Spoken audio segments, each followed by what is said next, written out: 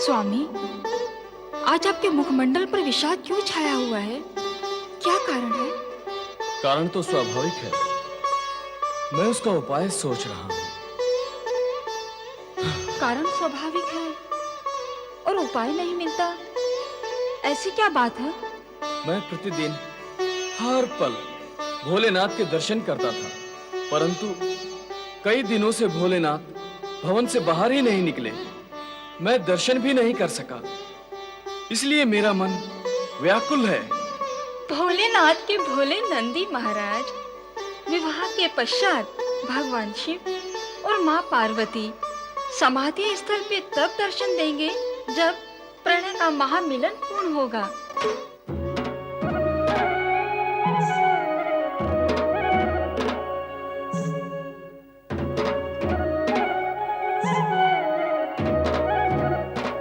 इस समय जगत की समस्त चिंताओं से मुक्त हो जाओगी। चिंता? हाँ, ये समय केवल चिंतन का है। हमारा यह प्रथम मिलन एक महापर्व, तुमने घोर तपस्या करने के पश्चात हमें प्राप्त किया है। इस सत्य से मैं परिचित हूँ। तो तुम्हारी इस कठोर तपस्या का उत्तर हम अपने प्रगाढ़ प्रेम से प्रदान करेंगे। वह तो आप सदा से करते आए हैं। मैं प्रकृति हूँ और आप पुरुष। तुम शक्ति और मैं शिव। हमारे इस प्रणय मिलन के महापर्व में कोई बाधा नहीं है देवी।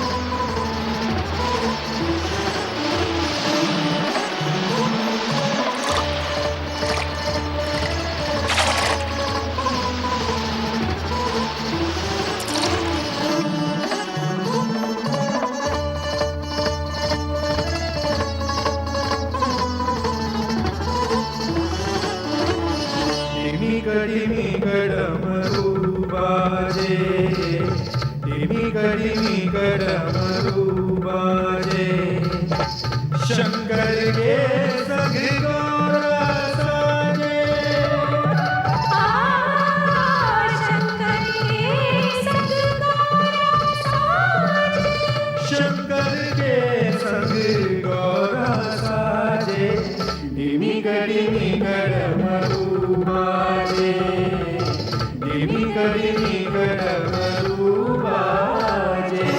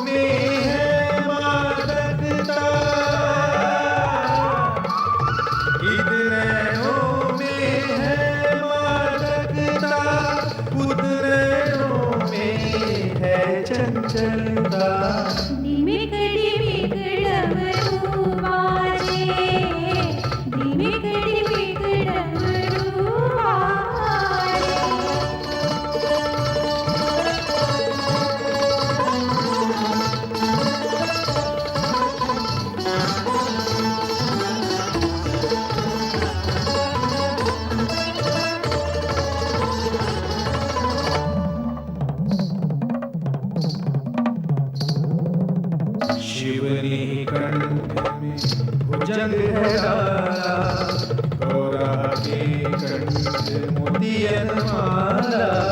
शिव के हाथ में त्रिशूल नमके, शिव के हाथ में त्रिशूल नमके, शक्ति के कर कंगना खनके, धिमिक धिमिक डमरू बाजे, धिमिक धिमिक डमरू बाजे।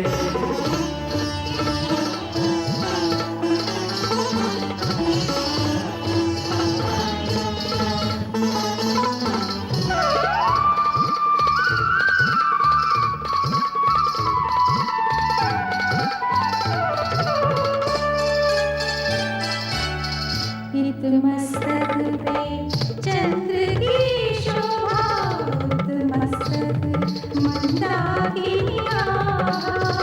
है गिरि पे आनंद का उत्सव, हो है गिरि पे आनंद का उत्सव। शिव शक्ति करे आनंद तांडव।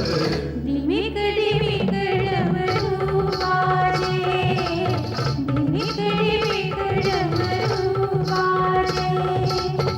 शंकर के संग गौरा साजे, हो शंकर के संग गौरा साजे। शंकर के संग गौरा साजे। धिमिक धिमिक डमरू बाजे, धिमिक धिमिक डमरू, धिमिक धिमिक डमरू, धिमिक धिमिक डमरू बाजे।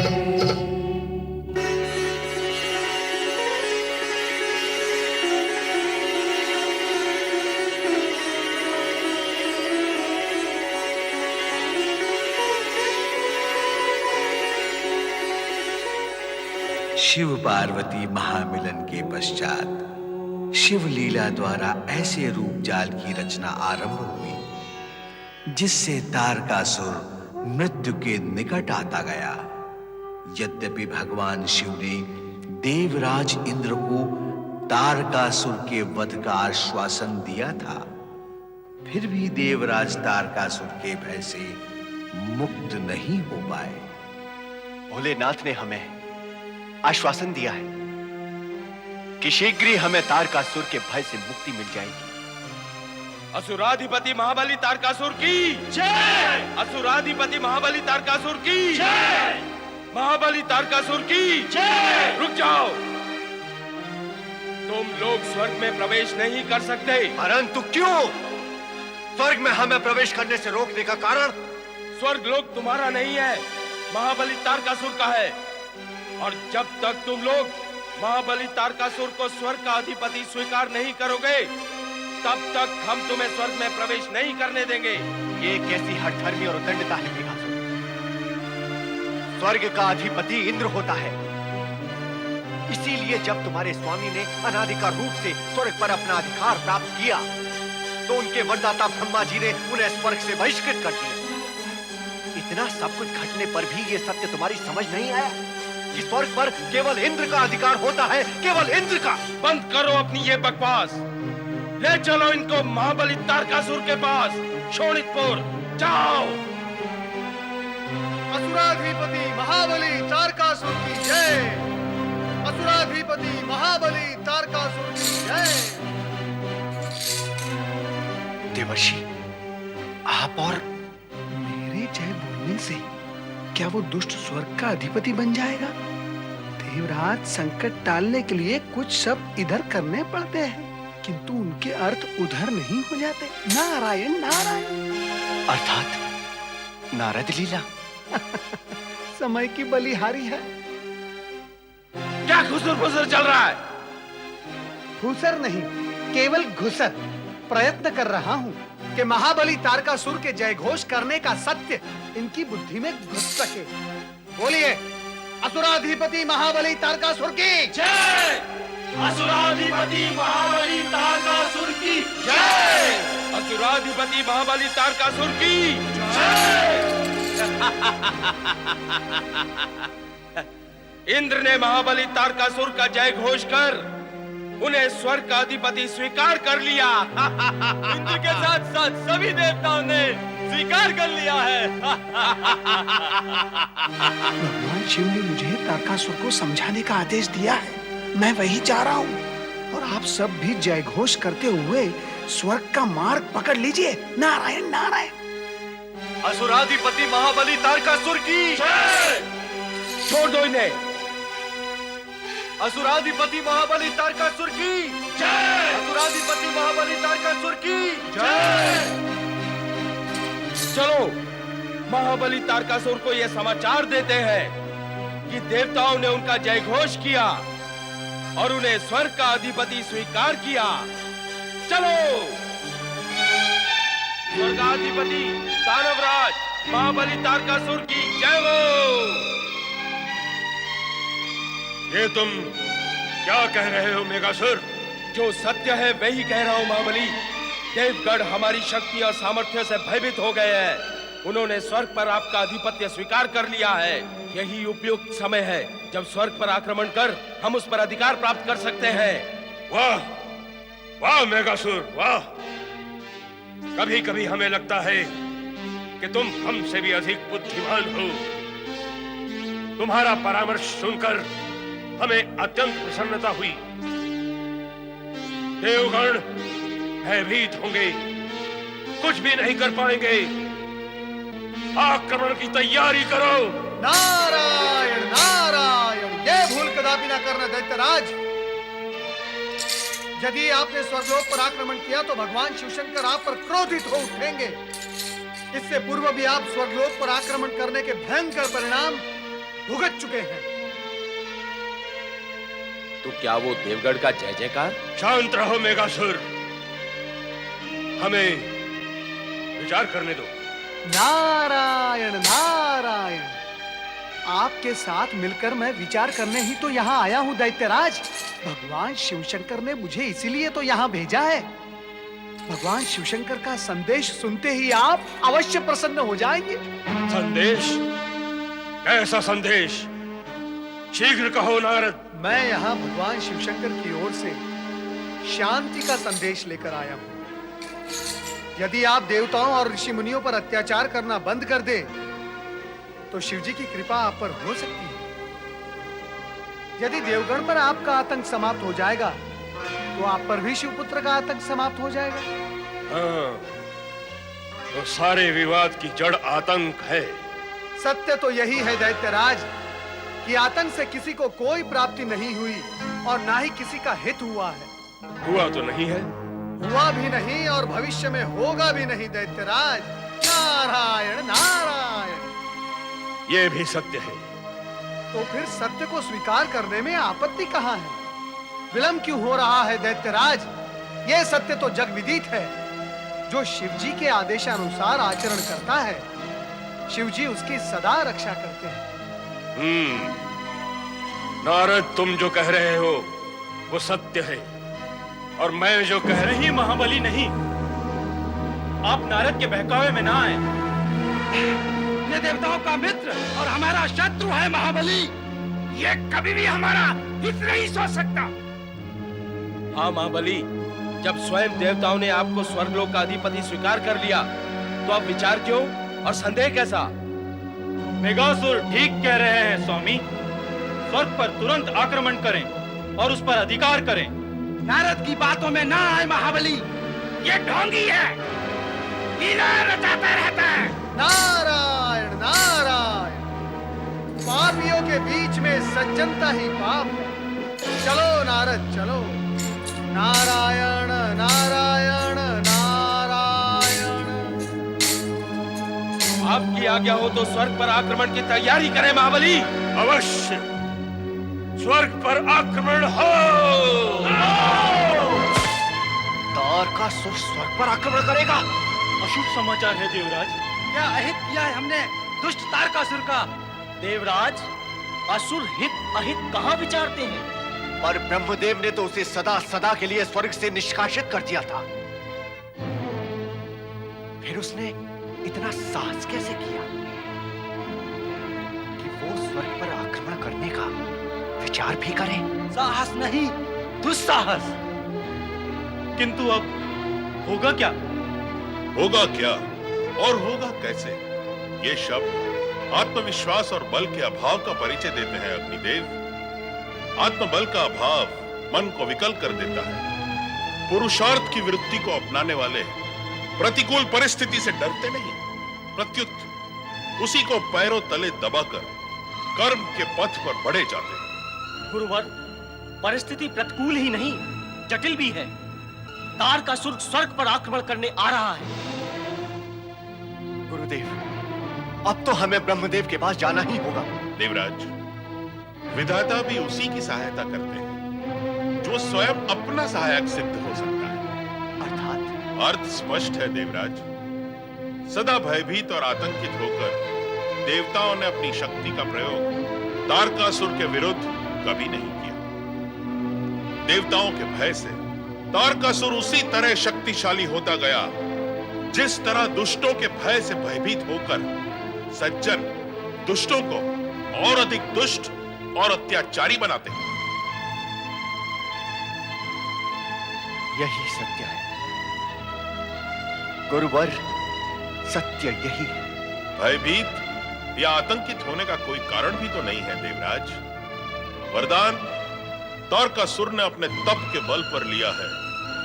ब्रह्मा जी ने अति प्रसन्न होकर उसके सात्विक भाव या सद्भावना के लिए उसे दिया नहीं है।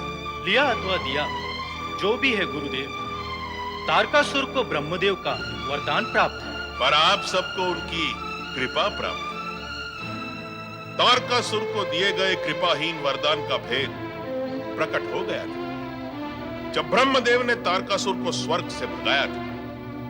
ऐसा करके उन्होंने स्पष्ट कर दिया कि वो आपके साथ है, आप ही के पक्ष में है और उनका आशीर्वाद भी आप सभी को प्राप्त है। ऐसी स्थिति में आप सभी को अपनी शक्ति का प्रदर्शन करके तारकासुर को ऐसा दंड देना चाहिए कि वो स्वर्ग के विषय में सोचने तक का साहस न कर सके। ऐसा ही होगा गुरुदेव, हम ऐसा ही करेंगे। हाँ, हमें ऐसा ही करना चाहिए। तो अब हमें तारकासुर के आक्रमण का उत्तर देने के लिए तत्पर हो जाना चाहिए। अवश्य मेघदेव, अवश्य। हम तारकासुर के आक्रमण का कठोर से कठोर उत्तर देंगे।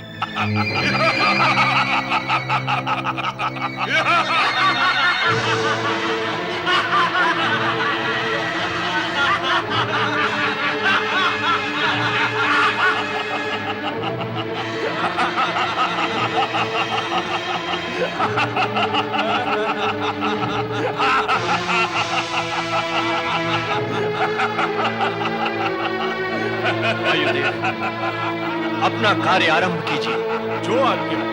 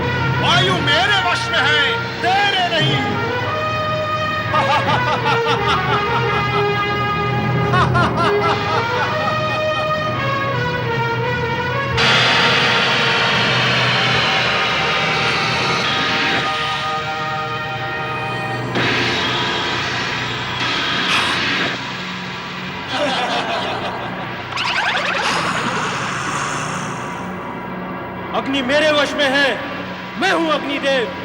ये देख।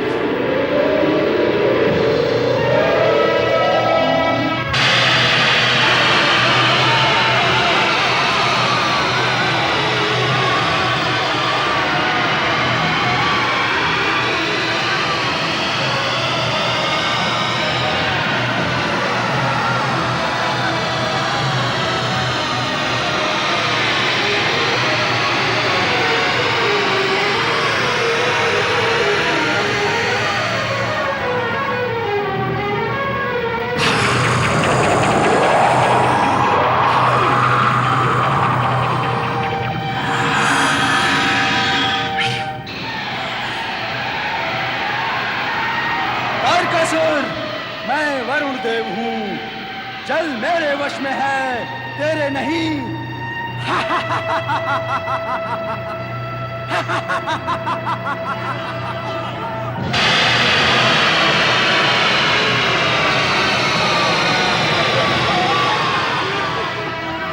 क्यों तारकासुर, स्वर्ग पर आक्रमण करने आए थे ना? देख लिया परिणाम? ये है परिणाम। भविष्य में यदि स्वर्ग की ओर एक पग भी बढ़ाया तो इससे भी भयंकर परिणाम भुगतने होंगे।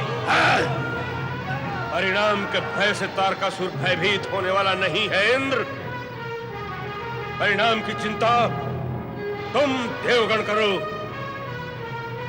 मुझे तो ब्रह्मा का वरदान प्राप्त है। शिवपुत्र के अतिरिक्त अन्य कोई मेरा हित नहीं कर सकता। हे असुर, तूने ब्रह्मा जी की आज्ञा और आदेश के विरुद्ध स्वर्ग पर बार बार आक्रमण करके उनके दिए हुए वरदान के प्रभाव को स्वयं ही क्षीण करता जा रहा है। यदि तूने स्वर्ग पर पुनः आक्रमण करने का ऐसा दुस्साहस किया तो ब्रह्मदेव का वरदान तेरी रक्षा नहीं करेगा। मेरी रक्षा की चिंता छोड़, अपनी रक्षा की चिंता करो। आक्रमण हो! संग्राम!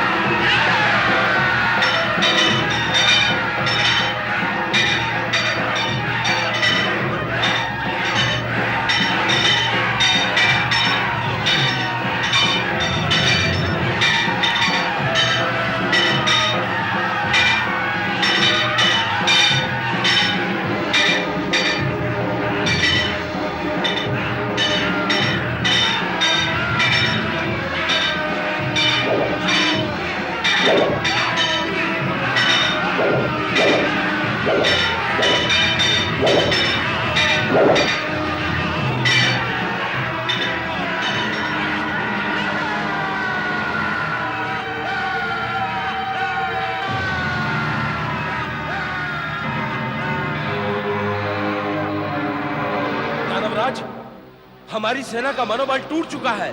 हाँ महाबली, देवगढ़ ने अचानक आक्रमण करके हमारी सेना का साहस तोड़ दिया है। तारकासुर, हम सभी देवता अमृत पान करके अमर हैं। शिव पार्वती विवाह हो चुका है। अब तेरी मृत्यु निश्चित है। यदि शिव पुत्र होने की अवधि तक सुख चैन से जीवित रहना चाहता है तो जा यहां से, भाग जा। दानवराज, इस समय हमारा पलायन करना ही उचित होगा। महाबली, सेना को सुसज्जित कर पुनः स्वर्ग पर आक्रमण करेंगे। हाँ, उचित यही है। चलो, लौट चलो।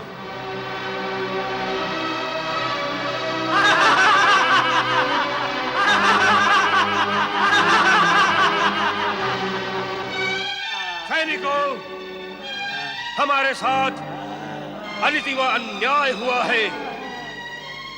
हम शीघ्र पराजय स्वीकार नहीं करेंगे।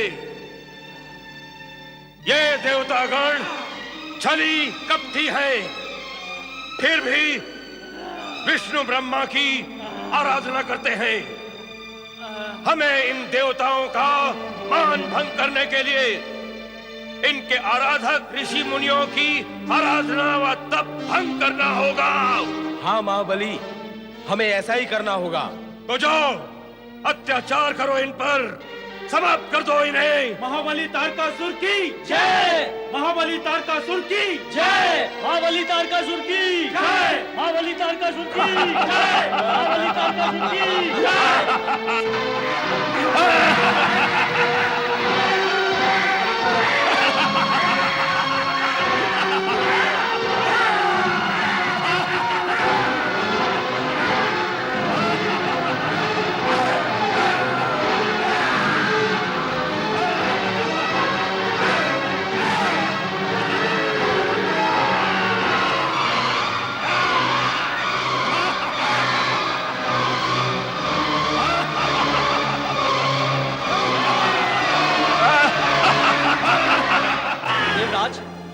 तारकासुर पराजित होकर अत्याचारी हो गया है।